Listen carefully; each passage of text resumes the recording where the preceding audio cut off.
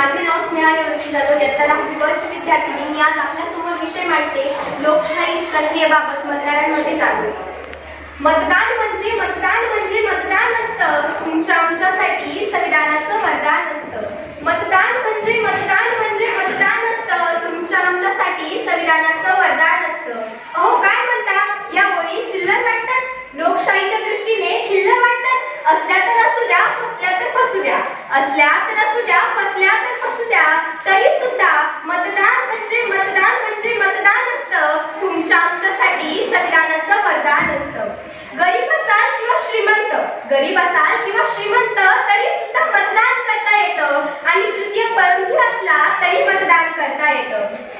अपंग म्हणून जन्माला आला तरी मतदान करता येतं, आणि एनआरआय झाला तरी मतदान करता येतं.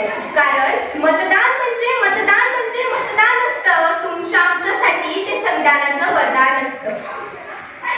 मतदान म्हणजे मतदान असतं, तुमच्या आमच्यासाठी ते संविधानाचं वरदान असतं. मत विथ झूट असतं असं म्हणणारी माणसं भेटतात. मतदान करणे म्हणजे तोंड नुसतं असं मांडणारी माणसं भेटतात. असाच एक जण चक्क मला म्हणाला, लोकशाहीवर आम्ही कधी विश्वासच ठेवला नाही, 50 वर्ष झाली तरी मत बिन कधीच केलं नाही. आमचं काही नडलं का, मतदानाशिवाय काही अडलं का? त्याला वाटलं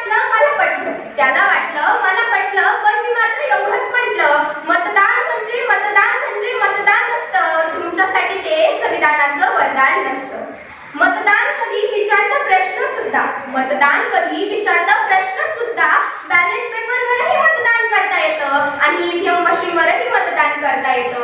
कारण मतदान म्हणजे मतदान असतं, तुमच्या आमच्यासाठी ते संविधानाचं वरदान असतं.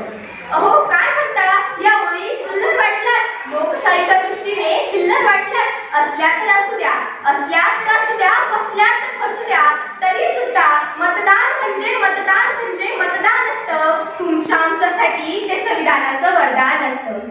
आज कुणीतरी मस्ती केली म्हणे, माणसानेच माणुसकी सस्ती केली म्हणे. सावरवाले कमळांच्या दाण्यांनो बुजगवण्यानेच पाखरांशी दोस्ती केली म्हणे.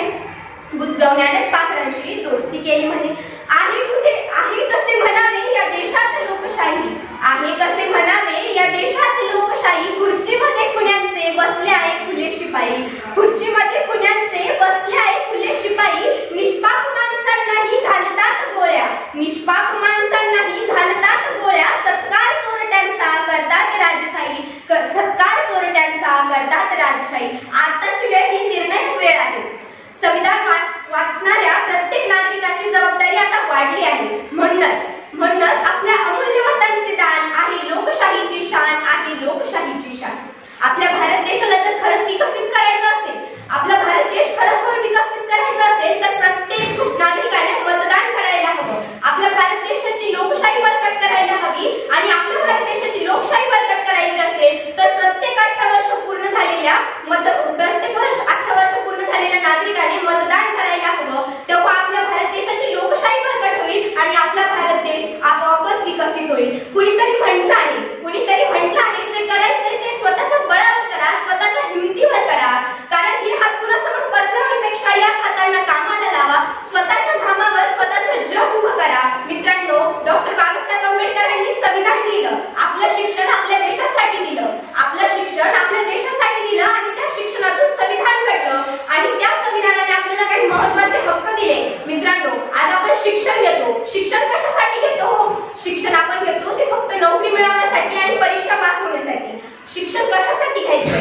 मला माझ्या गावाचा विकास करायचा आहे म्हणून मला शिक्षण घ्यायचंय. मला माझ्या तालुक्याचा विकास करायचा आहे म्हणून मला शिक्षण घ्यायचंय. मला माझ्या जिल्ह्याची प्रगती करायची आहे म्हणून मला शिक्षण घ्यायचंय. मला माझ्या राज्याचा विकास करायचा आहे म्हणून मला शिक्षण घ्यायचंय. मला माझ्या देशाला महासत्ताक बनवायचंय म्हणून मला शिक्षण घ्यायचंय. जर आपल्या भारत देशाला